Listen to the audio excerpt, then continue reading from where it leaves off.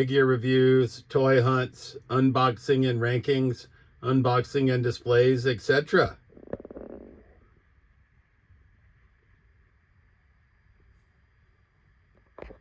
All right, YouTube Trolls Toys back at you with another video. We're going to be doing episode 16 of Random Figure Review. And we may put in a few more figures than normal because we got to clean up our toy room. But starting out first, we're going to go with Marvel Legends Warpath, coming in at 15 bucks. So he's going to be figure number 1. Figure number 2 from Star Wars The Black Series. We got the Star Wars Visions. We got the Ronin, $22 price point. Coming in from McFarlane, DC, a rare appearance, but we couldn't resist Jeremy Irons in action figure form as Alfred Pennyworth, coming in at $18. He's going to be figure number 3. $21, Shambles, Mattel, WWE Superstars, Stone Cold Steve Austin from Series 15. We're probably going to open up the other Series 15 as well, maybe, we'll see, which is George Animal Steel. We're going to do WWE Elite Collection. We're going to do Zeus. We already got the Hogan from this wave, the military Hogan, and now we're happy to add Zeus. We have the No Holds Barred VHS set, but I'm never going to be able to bring myself to open that, so that's figure number 5. Zeus was 20 bucks, I believe. I believe he was 20 bucks. He might have been 25. I don't recall. Coming in from Action Man 12-inch Crimson Warrior. We picked him up at the Grafton Flea Market for $10. So that's going to be 6 figures right there. We're also going to kick in his figure number 7 from WWE MOTU crossover, Rey Mysterio, coming in at 20 bucks. So that's figure number 7. And figure number 8, I believe he was 10 bucks. So I think we're at $22 or less price point. We're going to kick in Eugene from McFarlane Toys, 5.5-inch series from The Walking Dead. These figures are sort of trashy, but I've been picking them up on the cheap just because I do like The Walking Dead. The figures look good, but other than that, their articulation and their weapons are just abysmal. And that's probably why they bombed out. But this is, I guess maybe they didn't bomb out. It says this is Series 8. But anyways, we got Eugene in like tactical gear. That's going to be figure number 8. So you're going to get 8 figures this week. Right? I think we're going to stop there. So we're going to unbox these 8 figures and then we'll rank them as always from our least favorite to our favorite, understanding that we like them all. That's why we purchased them. All right, starting us out, representing Marvel Legends is going to be Warpath. And I'm not a big Marvel Legends guy, but I have been picking up some here and there recently because some of them are just badass. That's Entertainment Worcester took in a whole collection, so we were able to get Hercules recently. We got Strafe or Strife. I haven't opened him yet. Hell, we might even throw him in this video too because he's on the floor right next to me. But Warpath comes out of the package with Fists of Fury. I don't know anything about this guy, but I'm assuming he must be badass because the only other thing he comes with is gripping hands. I'm going to have to look him up really quick and see sort of what his superpower is. All right, so that checks out. He has superhuman physical ability, so he don't need no damn weapons. He's just going to F you up with his hands. He does have butterfly joints, which is cool because otherwise I think these shoulder pads would get in the way. I also explains why he's got the Fists of Fury on him.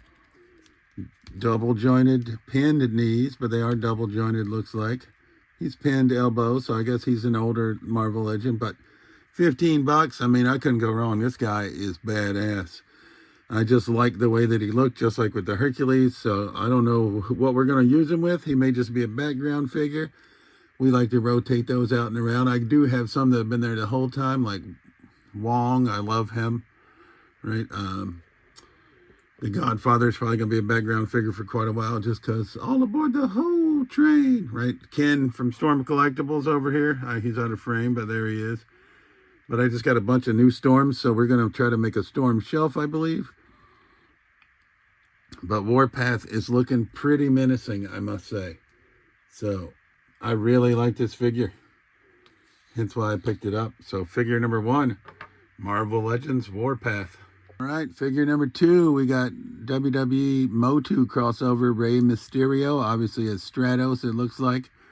This is the second version of Rey Mysterio from this line that we have. I mean, I guess I pumped out a bunch of Rey Mysterios in all the lines, but nonetheless, sort of in the traditional Stratos color scheme, it looks like to me, but I definitely know that's Rey Mysterio.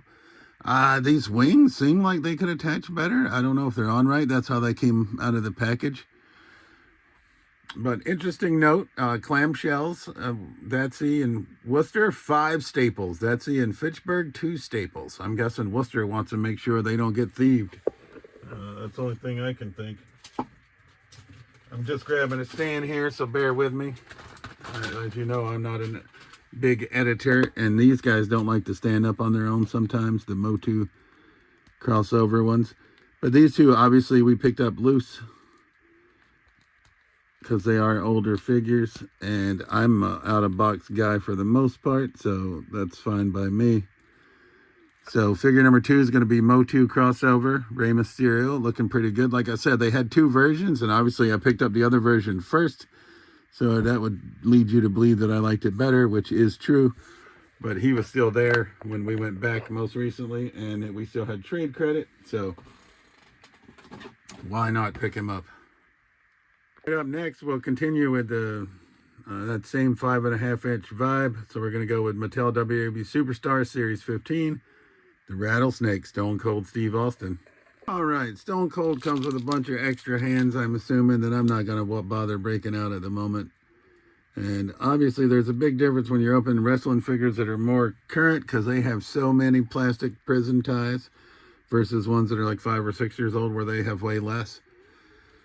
But Stone Cold looking pretty swole, right? Austin 316, Stone Cold on the back, double knee brace, right? I love the WWE Superstars, one of my favorite lines.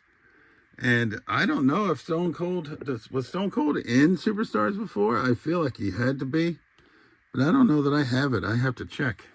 I'm assuming there had to be a Stone Cold prior, but if there did, I don't have it. So this is my first representation of Mattel WWE Superstar Stone Cold. I do have the MOTU crossover that's still in the pack with Rattlesnake Mountain that came with Hogan. Right?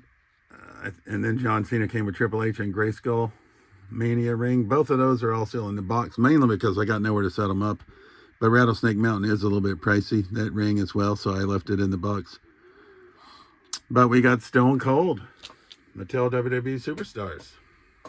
We might as well stick with wrestling, so we're going to do this SummerSlam 2022 Elite Collection figure of Zeus, who came in this wave with the military Hogan, who we have, Dolph Ziggler, and Jey Uso, who we do not have, but we'd like to find because we'd like to build this Mr. Perfect, because as you know, Mr. Perfect, one of my favorite performers of all time when it comes to wrestling. So, and I think I've decided I'm just going to probably tap out on the newer figures. I watch wrestling, but I don't think it's nearly as good as it used to be. And yeah, so I'm probably just going to stick with the wrestlers from when I was younger that I know and like. I mean, Zeus was a terrible in-ring performer. And I know I'm talking and there's nothing on camera, but I'm opening the box. So just bear with me a second. I mean, it was a terrible idea for WWE to try that, right? But they did. So, but here's Zeus in 2022. Like I'm saying, look, how many is he gonna see? He only has the plastic ties at the wrists, which I think is much more tolerable. But he does come with gripping hands, Fist of Fear out of the package, and the torso for Mr. Perfect. So, like I said, Zeus comes with Fist of Fear out of the package, which is fine by me. Comes with his trademark vest with the shoulder pads, tiny Lister. From No Holds Barred, 1989, where Hulk Hogan played Rip.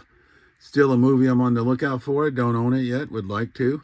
Own some figures, obviously, but not the movie. But Zeus is looking pretty good. Right? I'm not big on the posing, but he's got your standard Elite Collection articulation. I'm just grabbing a figure stand once again, in case Zeus wants to go. Trying to avoid figtasseries since we're doing a few more figures than normal. And Zeus's foot pegs are on the front of his foot, so that's different. I don't normally use stands with the WWE figures, but it just felt like Zeus's shoulder pads are going to make him top heavy, and indeed I think I was correct. So we got Warpath, Rey Mysterio, MOTU crossover, Mattel WWE Superstars, Stone Cold, and now Elite Collection Zeus, tiny Lister in action figure form. And now we'll go with Jeremy Irons in action figure form as Alfred Pennyworth from Batman versus Superman, Dawn of Justice, which is not a great movie, but getting Jeremy Irons in action figure form is clutch, so we're getting him out of the package. All right, here's Alfred Pennyworth, Jeremy Irons in action figure form. I gotta say the likeness is pretty decent. Obviously, McFarlane's always come with stands, and I say I'm tapping out on McFarlane's. And I am. I'm getting rid of pretty much all of them, except for my Mortal Kombats.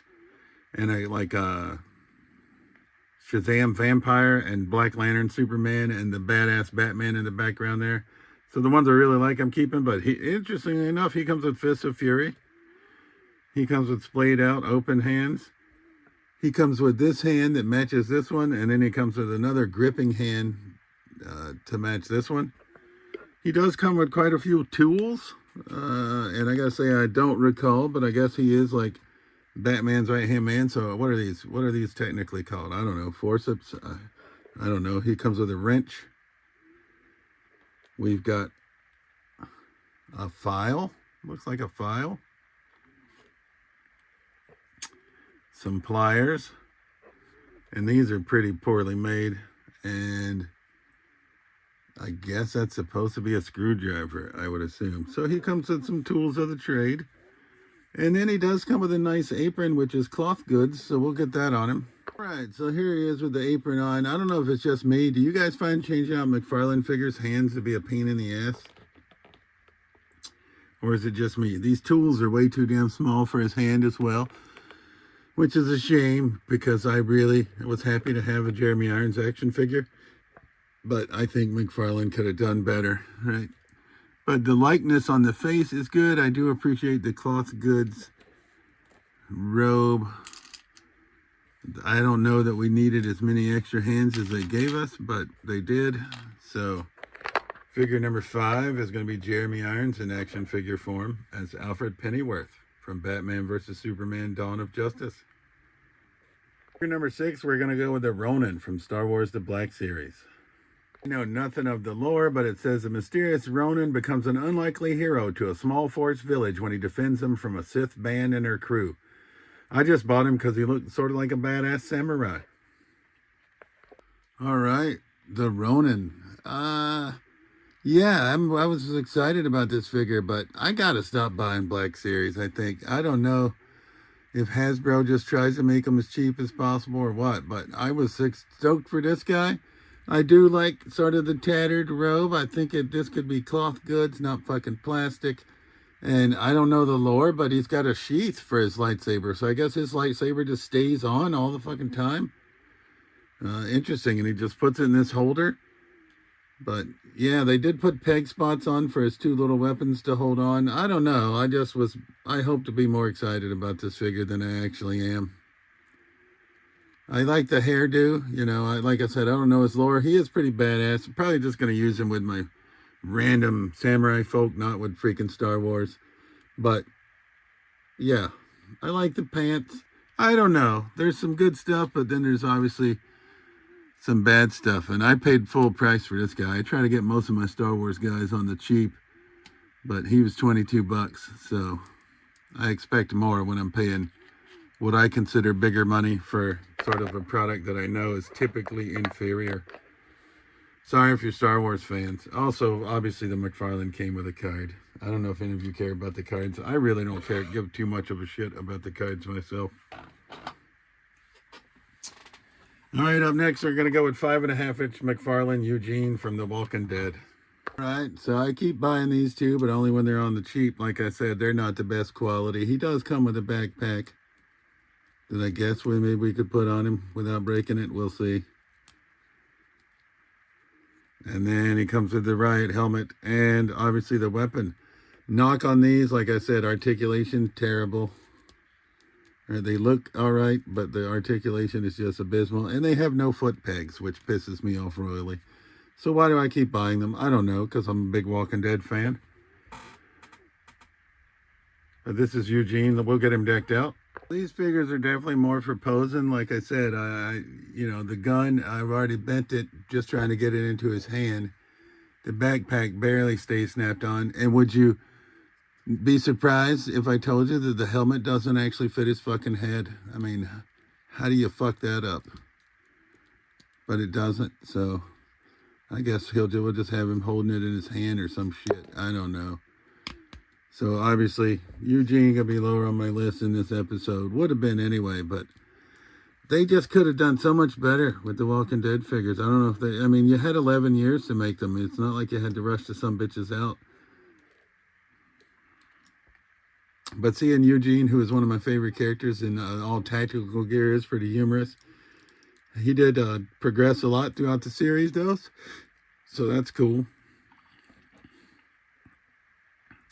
And we've saved the big boy, the biggest boy for last. I mean, physically the biggest boy.